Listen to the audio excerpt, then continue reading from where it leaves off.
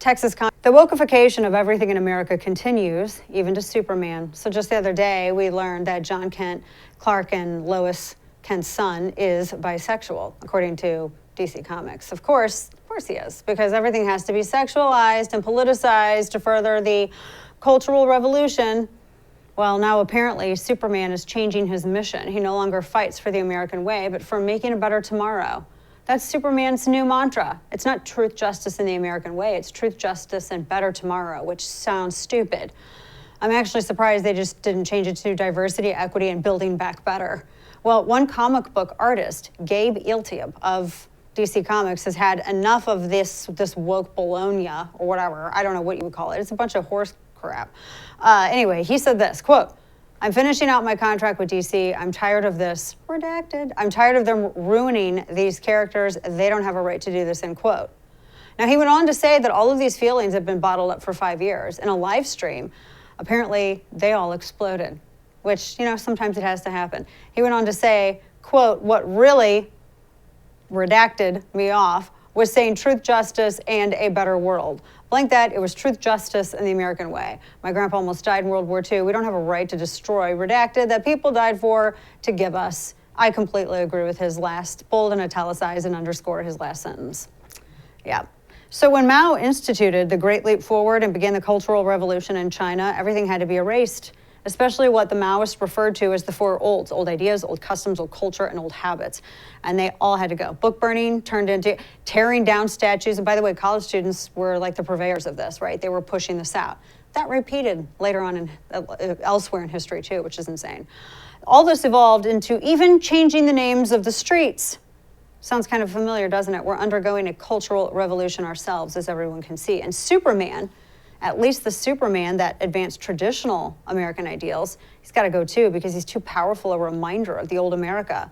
The new Superman, he's still a do-gooder, but for a more globalist aspiration now. He wants a better tomorrow, whatever the hell that means. What does a better tomorrow look like? Well, probably fighting against global warming and marching with BLM and PSAs for mass injections and advocating for the alphabet rights, like for his son, the bisexual John Kent, because heaven forbid we have a character that we don't understand who and how they screw. I mean, for the love, this is like, it's just so, stop.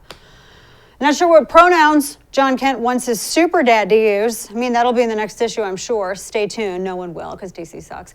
But you won't stay tuned. Nobody will. Because one thing that the communist cultural revolutions always do, such as the one happening now, is they destroy good art. They destroy everything. They destroy good comedy. They destroy good art, good comics. And everything sucks. I really like Trump's soundbite on how woke just screws up everything. They provoke, they question, they push back against power, but the woke tolerate no such thing. They're a humorless bunch of little neo-Puritans. So the edges have to come off everything, including Superman. Bumpers on everything. Ideas that are blunted, edges are taken off, and everything becomes predictable. One of the many victims of the revolution is going to be great characters. Flawed characters too, like Superman. To separate Superman from his American origins, you might as well remove his birth on the planet Krypton while you're at it. In any case, Superman's true origin, the place that truly shaped him, was America. And not just any part of America, the heartland. According to the fictional tale, he was adopted by humble farmers and raised to be an optimistic, honest, hardworking, forthright young man. And to bridle his unlimited power, he had his American values and morals to guide him. He didn't tap into the world's imagination purely because he could fly or leap a tall building in a single bound. That was actually less impressive. It's that he didn't always use his power, and that he thought he was real when he was just a regular, average, everyday person. He was the embodiment of an America that the world admired and counted on, in stark contrast to most other places, in America at least. There was a sense that justice prevails and truth does matter, and the American way was exceptional and superior, a superior way to live. That's why millions of people still come here, for a chance at living in a place where Superman's values still exist. But it's apparently not clear that they do anymore. One comic artist saw the writing on the wall for Superman, so he's out. Because a woke Superman is no Superman at all. He's just another broke-down white trust fund socialist hipster. And if you've met one hipster wokester, you've met them all. Only now this one just happens to wear a red cape.